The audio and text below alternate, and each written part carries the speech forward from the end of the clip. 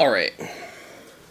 So there's many reasons why we choose the comics that we do here in the community, whether we're a fan of the property, we like the artist, we like the writer, we just like comics in general. But very rarely do all three hit the check mark, right? You know, it's very rare where you have a dope ass cover, sick ass writing, and bomb ass interior art all in one. A lot of other times we stick with the comics because we truly enjoy the read. And really, it's the read that keeps us coming back. However, sometimes we pick stuff up because they are pretty. That's why we do cover buys. So, let's talk my top favorite cover artists.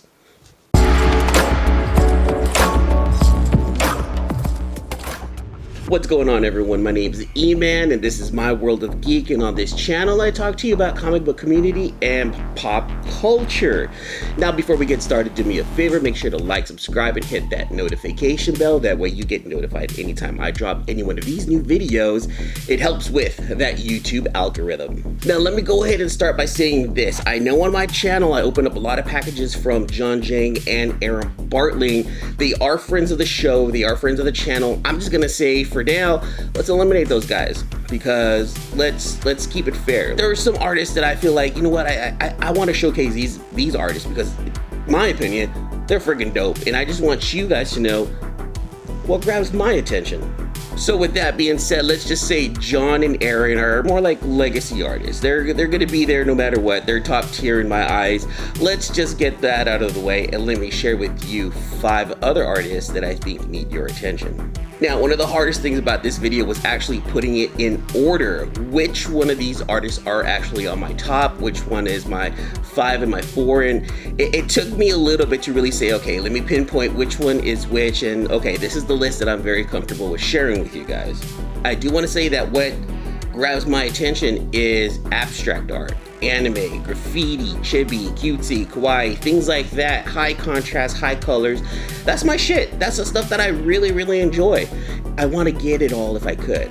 I can't get it all, but whenever I can, I will. So let's go ahead and start off with these 5 artists right here. Coming in at number 5. This young artist comes all the way from Italy. The very first time I saw his art was in We Only Find Them When They're Dead. He's done some sick covers for quite a few other DC properties. I'm talking about Simone De Mayo. Now, I first caught wind of Simone's work in the interiors of We Only Find Them When They're Dead, and unfortunately, the cover doesn't really showcase his art style because of the huge letters, the huge font that was used for the cover of that book. However, if you go back and take a look at some of the Future State stuff that he's done, his covers are fantastic. From Future State Gotham to Robin, his work is awesome. He does these very thin, paper thin lines. His work makes me feel like I'm watching an episode of Gundam.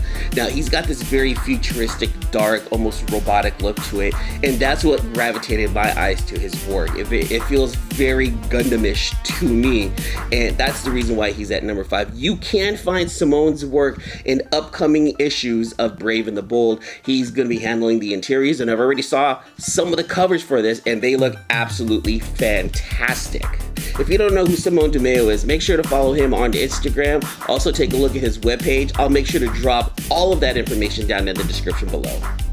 Coming in at number 4, this young artist comes to us all the way from Malaysia. You may have seen some of his work on the covers of Step by Bloody Step and Land of the Living Gods. And he's also done some interior work for an independent project called The Disputed Territory. Coming in at number 4, my friend, Lipwei Chang. First time I saw Lipwei's work was on the cover of The Land of the Living Gods on Aftershock, and that gave me a very futuristic Akira vibe to it, and it was a fantastic piece where you had the main character right in the middle, small, but you see all this electricity. It was very electrifying. I was like, man, who is this? This is some awesome work. So I went back and took a look at some more things that he may have done.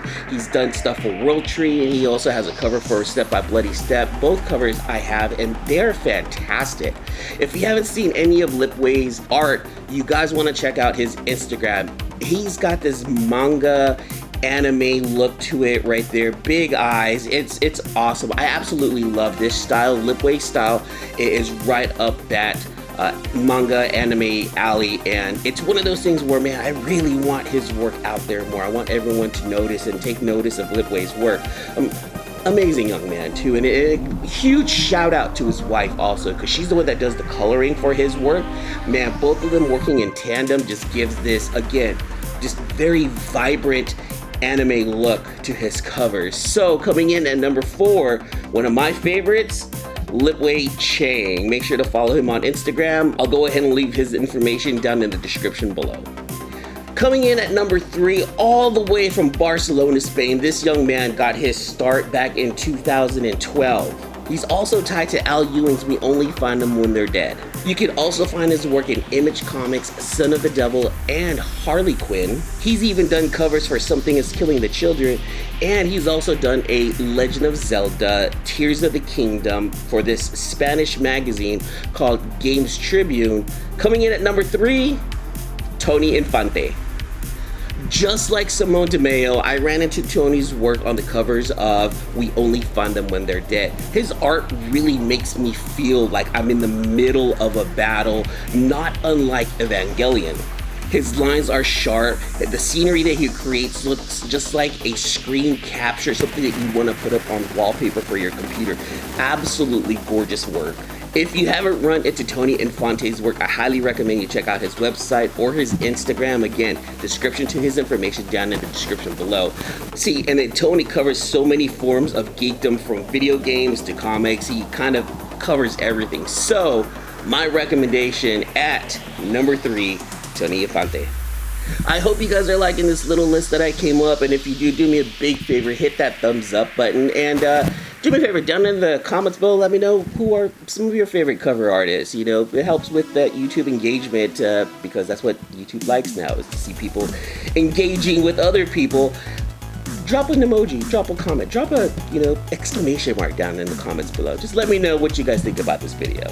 Let's go ahead and move on to our number 2 artist, and this guy is a Yankees fan, and we gave him shit for that on the C-List of Villains podcast.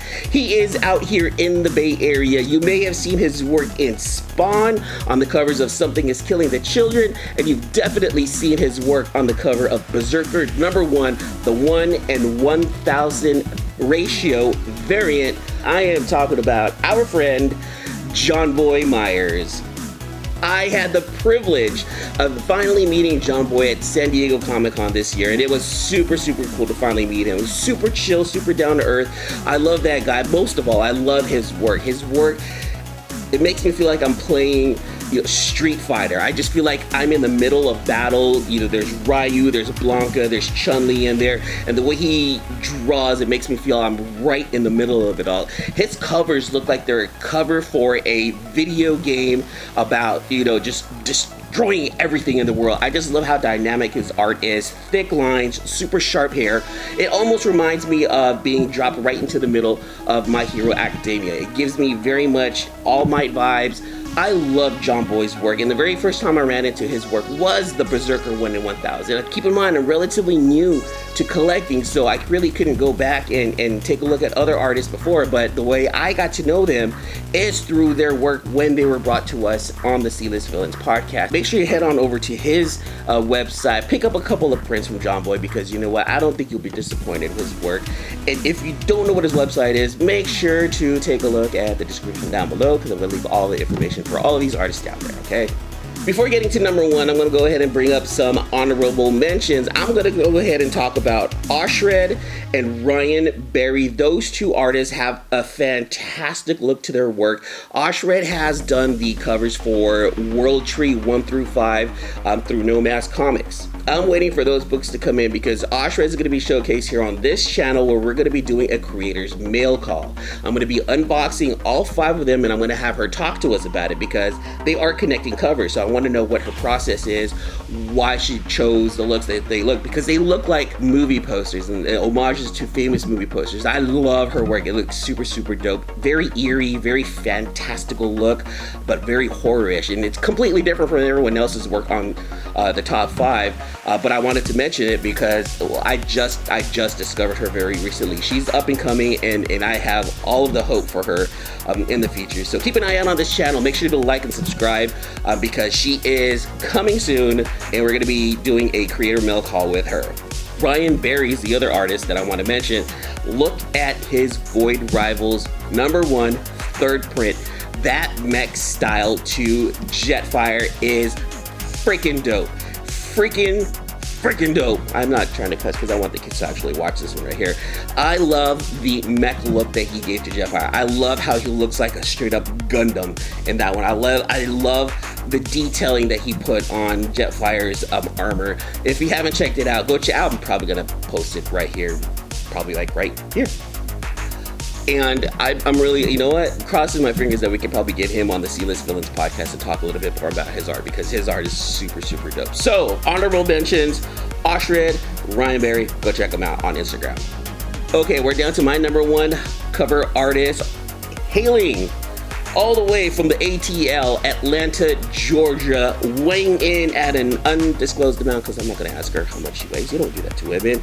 You've seen her work on the covers of Marvel, on DC. She's done fantastic work for Sheena and Vampirilla, and you know her art because she's got this very graffiti anime style to it, which is the reason why I chose her as #1. I'm talking about none other than Rosebesch. Her anime hip-hop style that she put on Silk back in 2021 really put her on notice with me. I loved it from that moment. I loved her work from that moment. I'm like, dude, this artist is on point. She's got this cool-ass art that I really enjoy. She does this whole cyberpunk anime chibi kawaii style that only she can do, and she changes things up. Like, you've seen her super anime-ish style on the covers of Sheena, but yet she can bring it back to like a more hip-hop graffiti style with what she's done on, like I said, with Silk. And then coming up this fall on DC, she's got this DC creators lineup that's coming up. It's a little bit more chibi kawaii style. Super diverse artist. You can tell it's her art, but you can also tell the different styles that she can bring to the table. Rosebesch, in my opinion, it has got to be the absolute best cover artist out there right now. Well, if not, my opinion, hold on. Oh, here we go. My opinion is that Rosebesch is the best cover artist out there, because like I said throughout this whole video, mech, anime, graffiti, chibi, that style is what I love, and she encompasses all of those styles perfectly blended into one, and she makes it her own. Love Rose's style. If you are lucky enough, go and see if you can get one of her pink commissions. It is money, but it is worth it because she uses one color, pink, but she has so many different shades to it, and her style with that pink color on white paper just looks super clean, super dope. Highly recommend you guys getting one, because I haven't gotten one yet. I want to know if one of my friends got one, if he'd be willing to share with me, because that's what friends do, share. Getting that out of the way, Rosebesch is my #1 cover artist, and hopefully one day we can get her on the C-List Villains podcast, and maybe here on this channel to do a creator's mail call with me. Hopefully she can, talk to us about what was going through her head when she came up with some of the styles that she did for the covers that I probably am going to pick up in the future. Well, that's it, you guys. Thank you for hanging out with me on my top 5 favorite variant cover artists. Now, before I let you go, remember I co-host the C-List Villains podcast. New episodes come out every Tuesday at 8 p.m. live on our YouTube channel, the C-List Villains podcast, or you can catch us on the rewind here on YouTube or on Spotify, iTunes, or anywhere you listen to your favorite podcasts. Also, before letting you go, make sure you hit that thumbs up button and comment down below. If you haven't already, I invite you to subscribe to the channel. It really helps me out with growth here on YouTube. That's it, you guys. Thank you so much for hanging out. Until the next issue. Deuces.